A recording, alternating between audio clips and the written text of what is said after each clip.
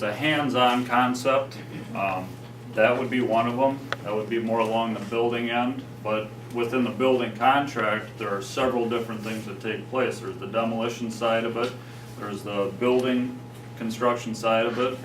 It could be steel frame building. I mean, we work with all the different trades. So we do work with carpenters, we do work with iron workers, sheet metal workers. So as a laborer, we're working in and around all the other trades.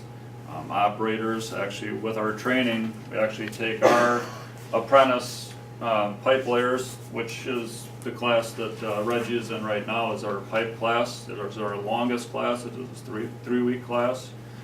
We actually go and cross-train with the operators. So we take our class up to Coloma, and it's their third-year apprentices that are actually digging. So we're starting that communication, which is vital out in the field, early on.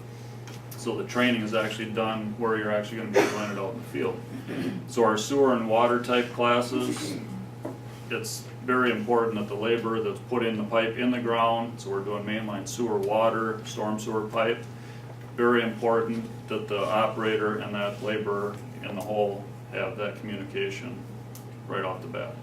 Because it may not be talking, you got to know what the hand signals are, what wide eyes mean. So, I mean, that's all things that you got to get started early on. Otherwise, it just makes it that much harder to get it figured out in the field.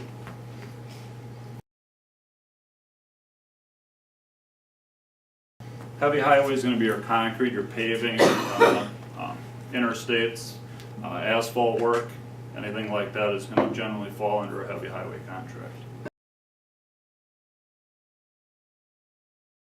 Our entry-level testing, or for a way to become a candidate, is what you take a test. It's an AccuPlacer test. It's a two-part test. 35 questions on each test. One's reading comprehension and the other is arithmetic. You need to score a 55% on the reading and a 35% on the arithmetic. At that point, you'd become an eligible candidate. It doesn't make you an apprentice at that point in time, and it does not make you a union member. It just makes you an eligible candidate. One stipulation to that, if we've got, let's say in the Madison area, right now we've got 73 apprentices. All but 10% of that 73 have got to be back working before we could bring on a new candidate. So that kind of protects the apprentice that's already in place. He'll get back working before we bring on a brand new candidate. So that's the 10% rule that we have for that. Once I'm able to give out the letter of eligibility, they're also given a list of signatory contractors to the union, and they go out and seek their first job.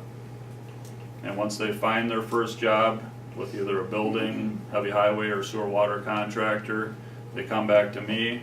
We get them signed up with the state. They actually sign a contract through the state. And you're not actually an apprentice unless that contract is signed. And then we also get you signed up with the union of whatever local you're from. So if you're in the Madison area, it's going to be the yellow shaded area that you would be working. And you may work outside of that jurisdiction there as an apprentice, but you're going to belong to that local, and that's where your dues and stuff like that will go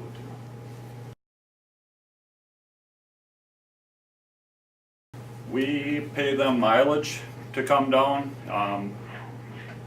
And I don't want to speak to the other trades, but a lot of them don't offer that. And we also house the apprentices. So when they come down, we pay for their mileage from home and back again, and they're paid that mileage at the end of whatever class they are. If it's a 1-week class, they'll get paid at the end of that week. That way, if somehow they get sick or they don't show up, we've got that money on the backside. But they also get a meal stipend at the beginning of the week to carry them through that week. And also they get to stay on unemployment. So they can collect unemployment while they're going to training, plus they're getting a meal stipend, and they're also get put up in a hotel, which is about 4 miles from our training center.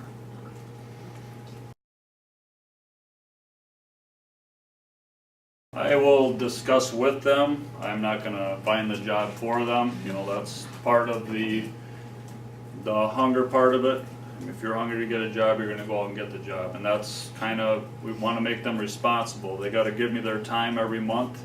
So when they're out on the job, I need to see their time. That's how they're gonna get their raise. As an apprentice, for the laborers, you're gonna start out at 80% of full scale, which currently is a high 18 to a mid 23 as far as wages are concerned.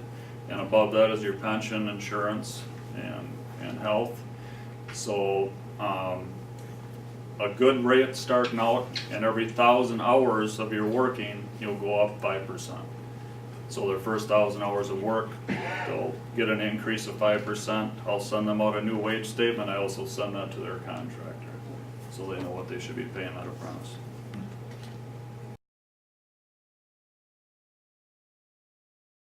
I'd like to say it's lower, but it's probably around 28, right around in there.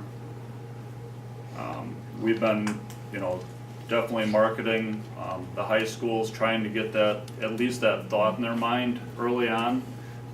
Also giving an alternative to those that may not want to go on to college, and giving them another outlet. And here again, you're earning while you're learning. So you're going through the apprenticeship, you're not there with that big debt at the end, and not sure if you're gonna find that job. There you're making it along the way. If you find that this isn't for you, then you've got other alternatives, but you're not sitting with an incredible debt behind you.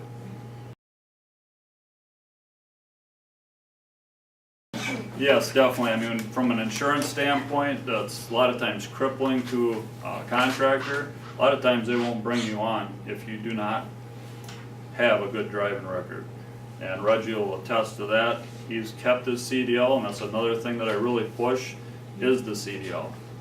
That's gonna keep you employed longer. I mean, it's just makes you that much more versatile. And that's what Reggie's done, and that's what's kept him working. So when he's not maybe doing a building or a heavy highway, they've got him moving equipment or moving some other material. So it keeps Reggie employed. I believe the welding and the woodwork you were talking about plays a good role, because when you're not using metal forms out there in heavy highway in the residential areas, sometimes you switch over to wood forms. So that guy, it would be the carpenter, he would make anything accessible to form that concrete by wood. So it's metal or wood that works out pretty good. Also math. That's an important part of your math.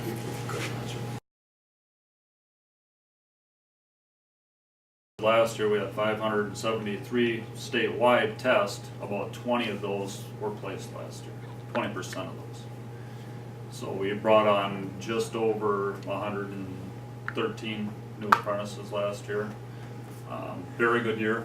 That was a big year. We almost doubled our apprentice number from the beginning of the year. We started with 101, ended with, at the peak, 213 apprentices. And this year it looks to be a similar jump. A lot of interest, a lot of people coming in and taking the test, and there's a lot of work out in the Madison, Milwaukee, and even the Menasha area, so quite a bit of work out there this year. And also as an incentive for new people into the union, we're looking at 30 to 35% of our existing workforce potentially retired in the next 4 years. So we're roughly around 7,000 to 8,000 strong in the state of Wisconsin. So you take 30% of that, we need people, and we need them trained. So this is a very viable option, and we want, we want the people who want to be here.